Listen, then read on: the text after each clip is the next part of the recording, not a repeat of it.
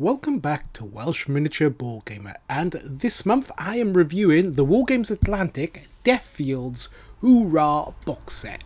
So it's 24 plastic miniatures at the 28mm scale. It's the usual sort of affair, in this box. The cover art and the sort of layout of the box art is not exactly inspiring by Wargames Atlantic. They never really pushed the boat out that far, but I can kind of, understand that. At least they're cutting back on the costs, and therefore, hopefully, you are getting a sort of a cheaper, product and a better quality product where it counts, the miniatures. So there are 4 sprues, each with 6 miniatures on the sprue. They're identical sprues with obviously the same things on each. So the first thing to see on the sprue are the heads, and some of them have got this open face helmet, and some of them have got balaclavas. They're sort of a near future helmet style. We've got some empty or full holsters for guns. We've got loads of off arms to carry firearms, etc. Some of them holding like magazines, etc., and some of them not. We have a nice designated marksman rifle. We got 5 bodies on the sprue and 1 sort of crouching body. We got a plethora of weapons here, and of course near modern backpacks. So they're kind of lots of assault rifles, this funny little flamer, sort of battle rifles, I would say. We got modern looking pump action shotguns. We got 2 heavy weapons. There's an awful lot of choice here for what weapons you want to put on your miniatures. But, there are enough to arm them all with assault weapons. We've got these like turned around baseball cap looking sort of marksman looks. We got a bunch of Bonnie hats, a couple of bear heads. There's plenty to do whatever kind of soldiers you want to do, but there is kind of like a near future private army look to them. So painted up, this is what they look like. Now they may look a little bit not as good as I could have done. What happened was when I was varnishing them with the matte varnish, the can actually exploded, which is the first time I've ever had it happen. I'm not sure what happened, but it ended up absolutely smothering them in matte varnish. But of course, if you put a lot of matte varnish on, it becomes quite glossy. So I think that's what's happened here. They become very glossy, and it has hid a bit of the detail I would have liked.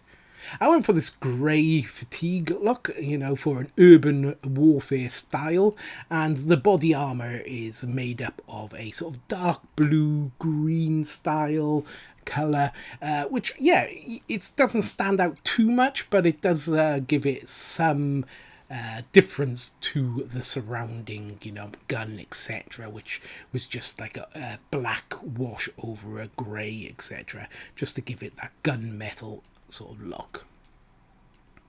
Now the only trouble maybe with these miniatures are because they've got these bandolier type things going down their chests where they got pouches, etc. The firearms do not go close to the body. So like this, it does look like they're holding their weapons at arm's length sometimes. So unless you're going to cut those pouches off, that might be a slight problem. I do like this designated marksman. I think he looks really good.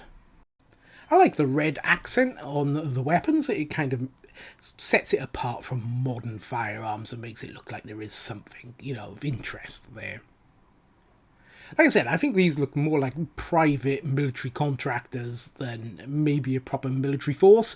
But, I like that look. It looks like, they're ready to be in a war zone, running around the battered streets, etc.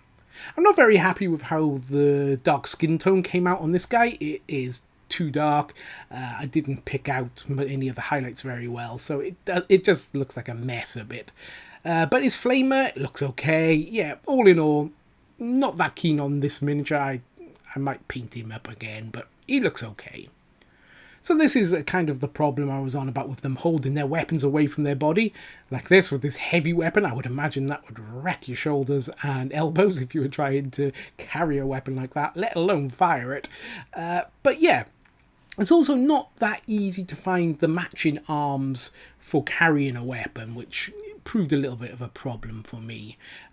But yeah, you know, like this guy, I think it suits it really well. It does actually look like he's aiming down the barrel of the gun as opposed to it being, you know, off to one side, etc. Again, it's holding it away from his body, but you don't see it so much in that sort of pose that he has. And probably my favourite guy, this is kind of going to be a sergeant or something with his sort of automatic or pump action shotgun, whatever you want to call it. And putting a size comparison, this is a Automaton from the Stargrave range. So basically, he's slightly taller, but he's not a lot taller. He wouldn't look out of place against those miniatures.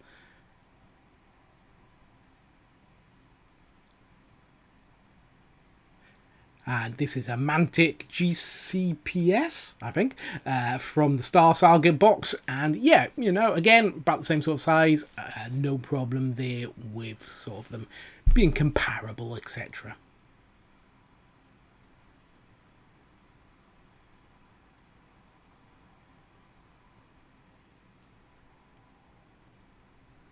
So this is a 28mm 3D printed miniature, and yeah, again, looks about right. So all in all, I would say 28mm is, you know, spot on. It will fit in with other miniatures of around the 28 or 30mm range. So if you've liked this video, please leave a like, or even if you want to see some more, subscribe, and you will get my videos every week. But until next time, it's going to be goodbye from me, Welsh Miniature Board Gamer.